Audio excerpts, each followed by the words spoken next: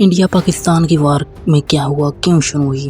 دراصل بات ہے 22 اپریل کی، جہاں پر کشمیر کے علاقے پہلگام میں ایک ٹورسٹ بستی پہلگام پر اٹیک ہوتا ہے، جہاں پر کچھ ٹیررسٹ آتے ہیں اور وہاں کے لوگوں سے ان کے نام پوچھتے ہیں، اور جو ہندو ہوتے ہیں وہ ان کو وہیں پر مار کے چلے جاتے ہیں۔ اس واقعے میں آلموسٹ 26 سے زیادہ ہندو مارے جاتے ہیں، اور یہ بہت بڑا ایک واقعہ قرار دیا جاتا ہے۔ وہ یہ فیصلہ کرتا ہے کہ وہ اس کا بدلہ لے گا، وہ بھی پاکستان سے۔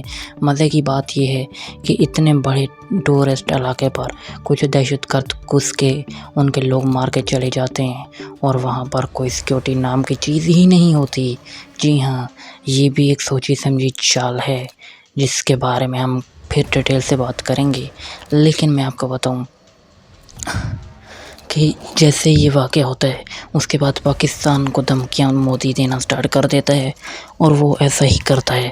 تقریباً 2 ویک کے بعد 6 اور 7 مئی کی رات کو ایک بہت بڑا حملہ کیا جاتا ہے پاکستان کے پاولپور، مظفر آباد اور مرید کے میں، جہاں پر آلموسٹ 26 سے زیادہ لوگ مارے جاتے ہیں۔ مدرسے اور مساجد میں حملہ کیا جاتا ہے، جہاں پر سویلینز بھی اس کا شکار ہوتے ہیں، اور اپنی جان کی بازی ہار جاتے ہیں۔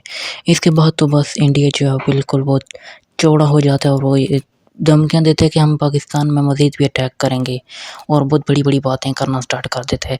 پھر ایک دن آگے گزرتا ہے 8 مئی کو، تو انڈیا دوبارہ سے اپنے ڈرونز بھیجتا ہے۔ صبح پاکستان پر تقریباً 100 سے زیادہ ڈرونز بھیجتا ہے، جن میں سے اکثر پاکستانی آرمی وہ مار گراتی ہے۔ لیکن یہاں بھی پاکستان افواج اور پاکستان کے لوگ خاموشی اختیار کی ہوتے ہیں، وہ حملہ نہیں کرتے۔ جیسے ہی انڈیا کو لگتا ہے کہ وہ بہت زیادہ ہو چکا ہے، اب وہ کیا کرتے ہیں کہ پاکستان کے ساتھ اپنے پانی کے معاہدے اور ان کے 37 معاہدہ تھا وہ بھی ختم کر دیتے ہیں، اور وہ اپنے آپ کو بہت زیادہ بہادر سمجھتے ہیں۔ پھر وہ حالات جب زیادہ بگڑ جاتے ہیں، تو اب 10 مئی کو صبح 4 بجے کے قریب پاک فوج ایک آپریشن لانچ کرتی ہے، اور یہ آپریشن اتنا خطرناک ہوتا ہے کہ صرف 2 گھنٹے میں ہی پاکستانی فوج انڈیا میں گھس کر انڈیا کا رافیل طیارے اور S-400 ان کا دفاعی نظام ہوتا ہے وہ تک گرا کے ختم کر دیتی ہے، اور ان کی کافی زیادہ ایئر بیس کو بھی نقصان پہنچتا ہے۔ اور اس کے بعد فوراً میڈیا پر خبر آتی ہے کہ ٹرمپ نے وہ سیز فائر کروا دیا۔ دوسری جانب تھوڑی دیر کے بعد ٹرمپ کا بیان آتا ہے، وہ کہتا ہے کہ جی ہاں، اب ہم نے یہ جنگ رکوا دی ہے۔ ہم نے دونوں کنٹریز سے کہا کہ اگر انہیں جنگ نہ روکی تو ہم دونوں کے ساتھ اپنا ٹریڈ کو بند کر دیں گے۔ یہ ایک بہت بڑی ہار تھی جو انڈیا کے گلے پڑی۔ انڈیا کے 3 رافیل طیاروں سمیت 6 جیٹس اور کافی زیادہ نقصان پہنچا۔ اس کے علاوہ انڈین سویلین ہیں اور فوج ہے، وہ بھی تقریباً کافی 100 سے زیادہ لوگ مارے گئے۔